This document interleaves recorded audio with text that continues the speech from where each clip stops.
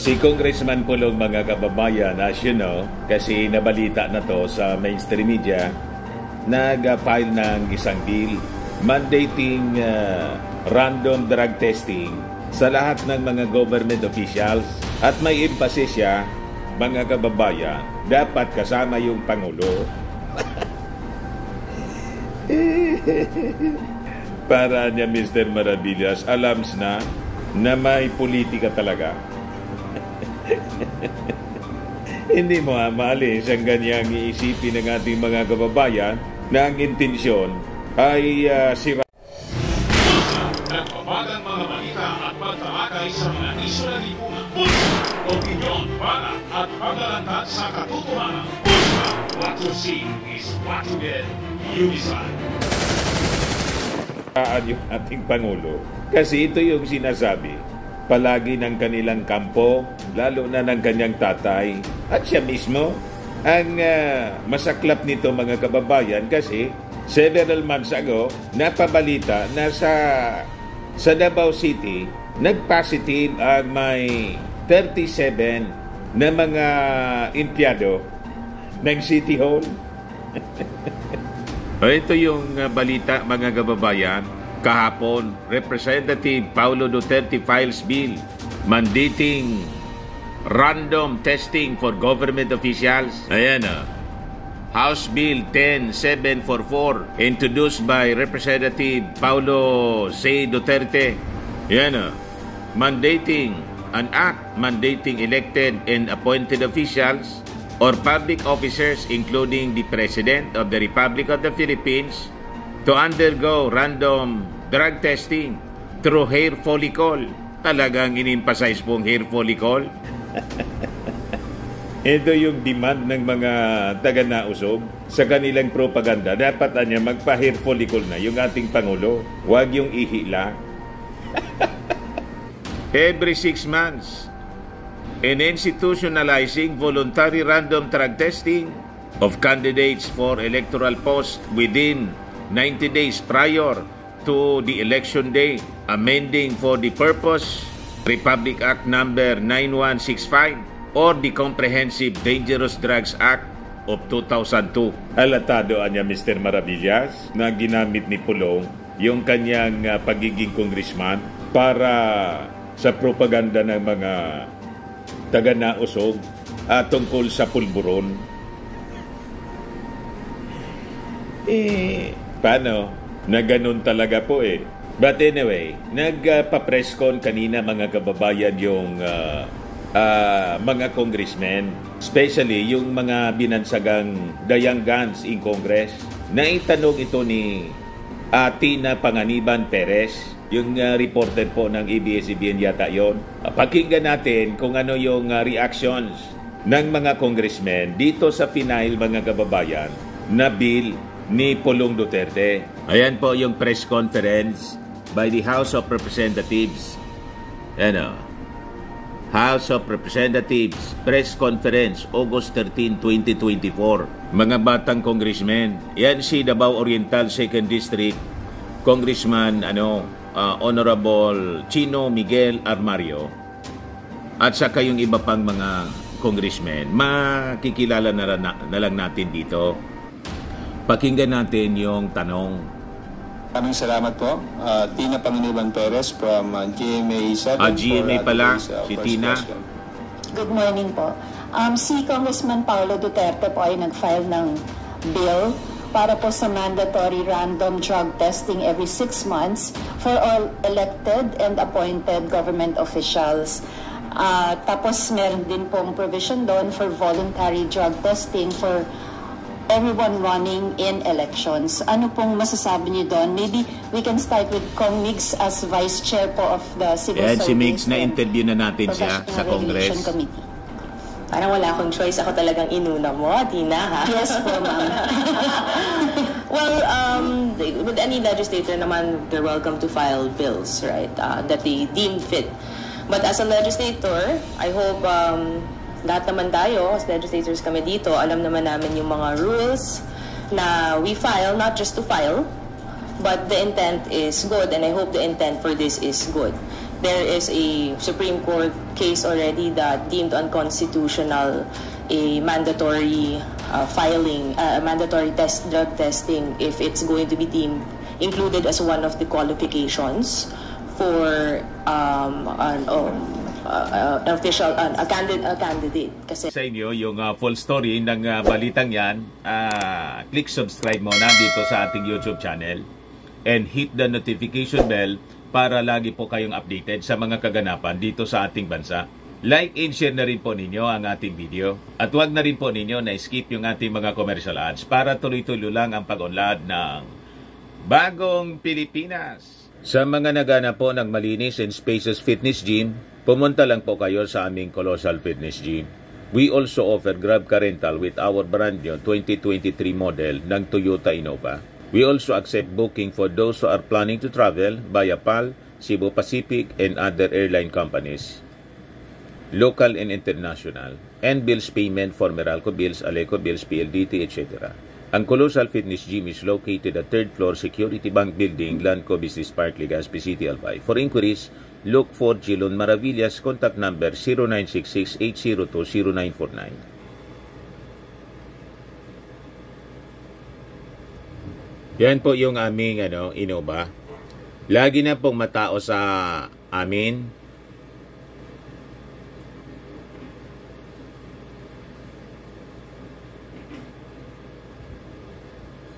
Yan po mga bagong clients namin.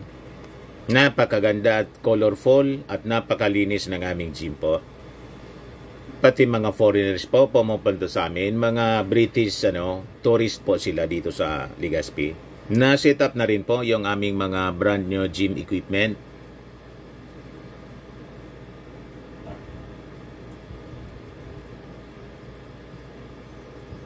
May treadmill na rin po kami. Ito naman po yung bago naming product na binibenta online.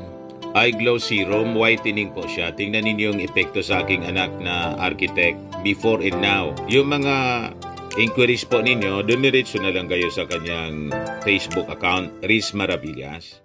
Ito naman po, Firmax Firming and Lifting Cream, pinapahid po sa mga pulses in affected area. Mainam po sa paninigas ng mga kaso-kasuan. Ito naman po, Automax Radiant Serum. Sa mukha naman yung application, anti-aging po siya. You will look 10 years younger than your age. Sa mga cancer patients naman po, baka lang gusto ninyo itong itry. Neng siya red mix fruit drink.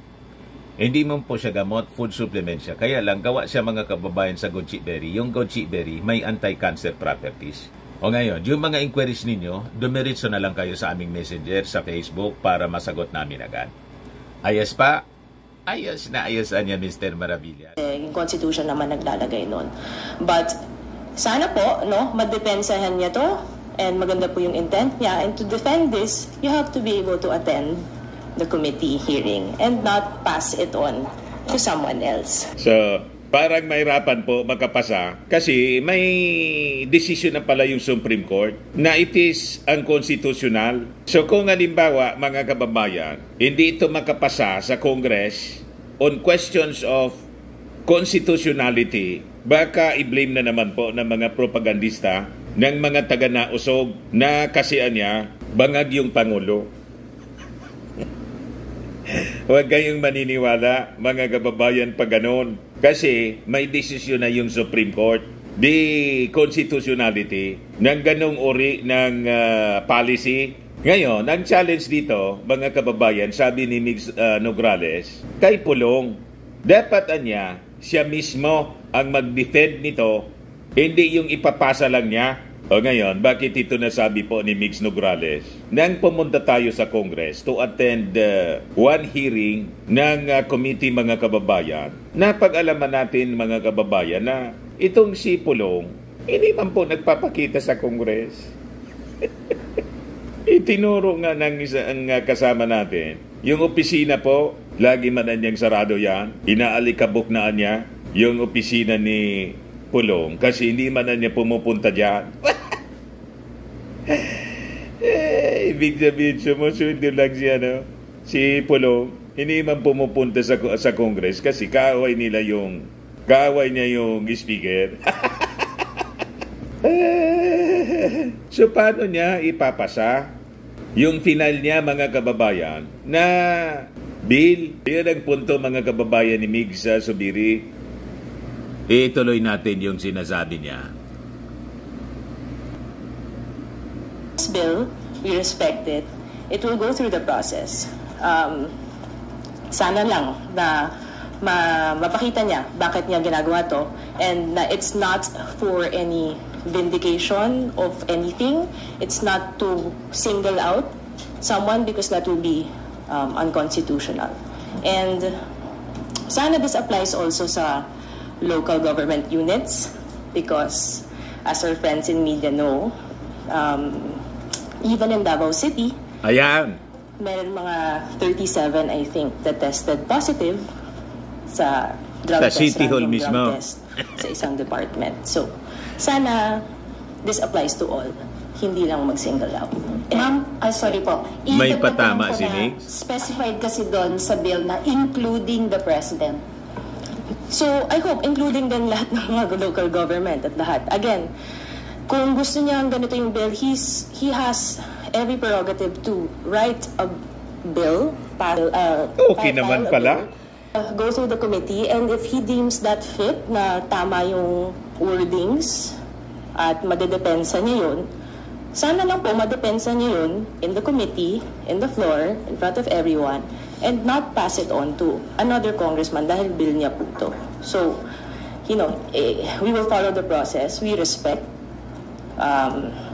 his knowledge and his intent in this. Sana lang the intent is good para sa kabutihan ng taong bayan, because we are legislators to file bills for the betterment of the Filipino people at hindi para mang-asar or mang-single out or use your position to do things na may personal aspect po. So yun, sana po madepensa niya at magpakita po siya dito sa Kongreso. Yun lang po. Ayan ang challenge, mga kababayan ni Nograles, na I think tatakbo itong mayor daw. Lalabanan si Baste.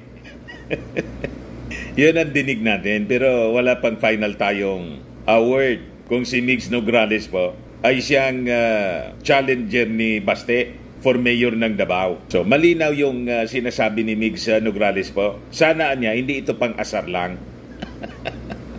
Kasi halatado po na yung pag-file po ay parang pang-asar lang para i-boost nila yung kanilang propaganda laban sa ating Pangulong Bongbong Marcos, na yung ating Pangulo, pulboronic, at ang challenge ng kanilang kampo po, hair follicle anya. At inassume na po ni dating Pangulong Digong na talagang bangag yung ating Pangulo. At yun din ang sinasabi ni Attorney Harry Roque. Kaya nga gusto nang iparehab ni Harry Roque yung ating Pangulo. Magparehab ka na niya. Yun ang sabi niya doon sa kanyang video, kanyang podcast po. At i-turn over na kay Inday ang reign bilang acting president habang niya nagpaparehab ka. Ganun katindi ang paglalaway ng mga taong ito na palitan yung ating Pangulo para sila po makaligtas sa kanilang mga pananagutan sa batas. So ituloy natin yung press con. To quickly just add on, I guess tayo naman dito, our friends in the media and us also working in politics are aware of the noises around. And to specifically, just to answer also directly what Tina said, to include specifically a position might also infer that there might be, as much as I hate to say it, sana naman walang personal agenda, no? Yung mga file natin ng mga bills. In fact, what we do here in the House is we always look at the Filipino people. No? If the intent is for the Filipino people, we welcome them to file any kind of bill. And of course, it will go through the processes of committee hearings, public hearings, and we will go through the process so that we can also make the best version out of the bills that are being filed. Pero yun nga, we hope na lang to see that there should be less amounts of personal agendas in the filing of bills and more towards the the vision of a better country. Alata po na may personal agenda for the Filipino people. And also, just to protect them, everyone. No? So again,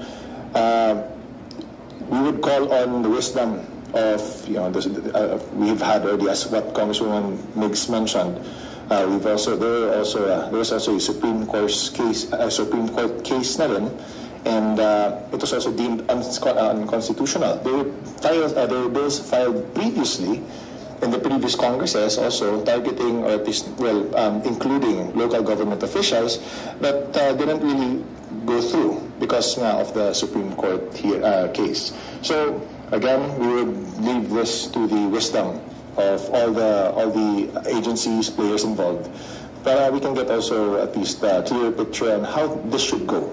So ayun na.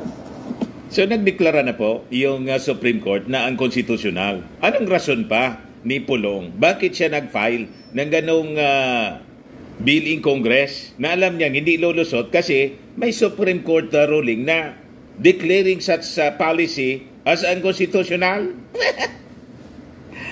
O diba? Alatado mga kababayan na may motibong politikal, pang-asar lang po at para may magamit na issue o talaga niya yung mga kakampihan niya sa Kongreso ni Bangag hindi pinalusot kasi mabubukingan niya yung Pangulo na Bangag.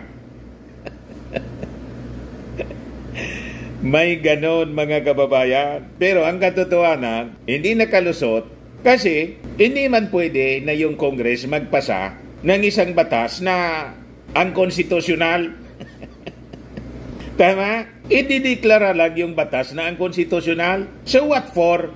Pagsayang lang ng panahon, napapasa ka ng isang batas na ang konstitusyonal, and that will be a display of ignorance. Pag pinasa ng Congress na aware sila na ang konstitusyonal, pinasa mo pa. Kung hindi ka ignorante, anong tawag sa'yo? Tama po? Madaling sabi po, kabubuhan lang na i-sponsor ka ng isang batas na alam mo ang konstitusyonal. Kaya sabi po ni Miggs Nograles, Congresswoman Miggs Nograles, dapat na siya yung magdepensa, hindi yung ipapasa lang niya sa kung sinong congressman at dapat dumaan sa proseso. Tamang proseso. Tama po yon. Ito Bicolano po ito, si Congressman Rods Gutierrez. Ito yung nakasama natin dito. Taga Legazpi siya. One rider party list congressman. Yan, pakinggan natin yung sinasabi niya. Mukhang maganda naman po yung batas. We haven't had the time yet to read specifically kung ano po yung nandun. But I think that's the challenge po talaga sa mga nag-aaral po ng batas. Alam po natin na yun nga, nabanggit ni Congresswoman Nograles na meron pong Supreme Court case already that tackled this, and actually it was deemed unconstitutional to include drug test as a mandatory step or as qualification of candidates. So we would be very much interested po siguro to see ano pa talaga yung laman ng batas na ito. In what words was it couched? Would it be able to pass that constitutional abogado din siya po barrier from previous iterations? And I think yun po yung talagang mahirap po dito. Madali lang po mag-file ng panukalang batas, madali maglagay ng magandang explanatory note na clickbait or catchy, pero it really comes down to the quality of the legislation. And I think we're excited, hopefully, to see our esteemed colleague na mag-attend po sa hearings and defend this bill. And we'd like to see his opinions po kung paano po ito magpapasa sa committee. And we're excited to tackle it naman po. Yun na po. This is Congresswoman Zamora. Having said that, mas excited po kami na makasama siya sa committee hearings. Pag pinatawag na to ng tamang komite, excited po kaming makasama siya. Maging malinaw po tayo doon. Maraming salamat po. O ngayon, ipagpatuloy natin yung tanungan. Yes, good morning. Follow up lang po.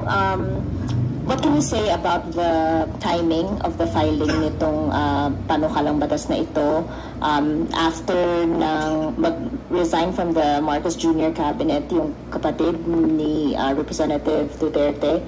And what about, I'm curious lang din ako kung saan kayo nang gagaling when you were parang asserting na dapat ay para mag-attend to defend the bill, yung author nitong panukalang batas?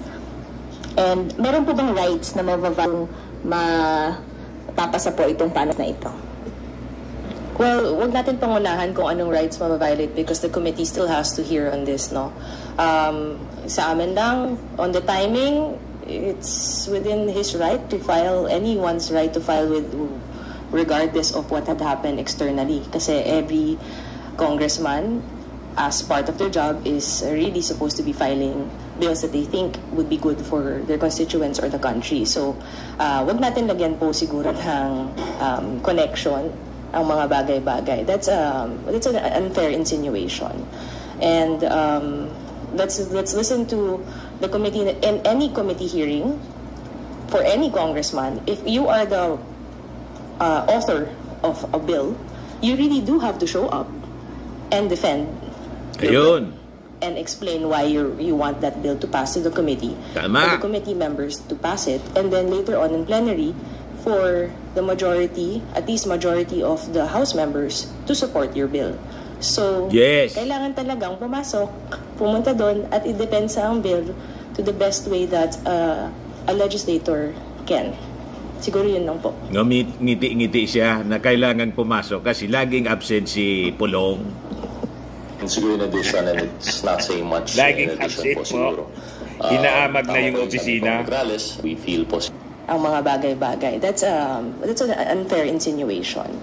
And let's listen to the committee. In any committee hearing, for any congressman, if you are the author of a bill, you really do have to show up and defend your bill and explain why you want that bill to pass to the committee, for the committee members to pass it, and then later on in plenary, for the majority, at least majority of the House members to support your bill. So, kailangan talagang pumasok, pumunta doon at i-depensa ang bill to the best way that a legislator can. Siguro. So, ngumingiti-ngiti si Congresswoman Migs Nograles habang sinasabi niya yon kasi alam ng lahat na hindi man po pumapasok. So, kailangan niyang pumasok para i-defend niya yung kanyang bill. Hindi yung ipapasa lang niya sa kanyang mga kasama. He has to defend the bill na kanyang inisponsoran. Kaya ngiti-ngiti po si Nograles. Lagi kasing absent si Pulong. Ayan o. May mali siya yung kanyang mga smiles. Di ba? Siguro in addition, and it's not saying much in addition po siguro. Tama po yung sabi ni Kong Nograles. We feel po siguro that it is not, I personally, for this representation, hindi po siguro lugar namin na mag-speculate. Just to make it clear on its face, yung pagbabasa namin, very briefly though, pero based on our reading, my reading of the explanatory note and the bill itself, I wouldn't want to speculate as to the timing or if there are any other intentions. Kasi klaro naman, wala namang nabanggit doon other than for the exigency of the service. But with that said po siguro, as mentioned, yung pag-attend po, the second part of the question po, ma'am, sorry, can we, ano po yung... Regarding the rights to violate, siguro po, we won't be able to say right away kung ano po talaga ito. We'd like to really thresh this out in the committee, pero what stands for us, at least sa amin po with the background yung sa batas, what really comes to mind when you talk about drug tests and candidates is it was struck down as unconstitutional sa Supreme Court. As much as the intention may be good and as much as we would like to have this kind of measure to ensure that our public servants are of tip-top shape and of sound mind, ang maintain po talaga ng Supreme Court ay bawal po ito. So, yun nga po, that's why we really are looking forward to seeing him defend it. Ano po kaya yung wording nito? If it would be able to pass whatever constitutional test was imposed by the Supreme Court, these are the things that we want to see. We don't want to look into the timing or intention or speculate when there is nothing there. But we'd like to see, let's walk the talk and work out the legislation po itself. Yun po. Madaling sabi, welcome sa kanila yung bill ni Pulong. Pero kailangan dumaan sa proseso and pumasa dapat siya sa tinatawag na constitutional test. Pero kasi may Supreme Court decision na, masasabi natin, ito posisyon ko mga kababayan, malamang mabasura po. Pero ang pagbasura nito, hindi dahil po sa kaalyado sila ng ating Pangulo na ina-accuse na bangag ng mga Duterte, kundi because of the Supreme Court decision. Madaling sabi, hindi siya pumasa sa constitutional test na dapat na pagdaanan.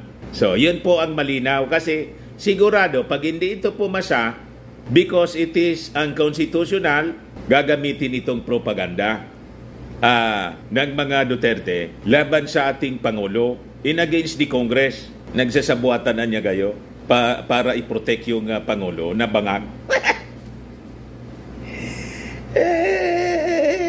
Wag kami. Ganon malamang ang kanila pong script ng black propaganda. Hindi po yung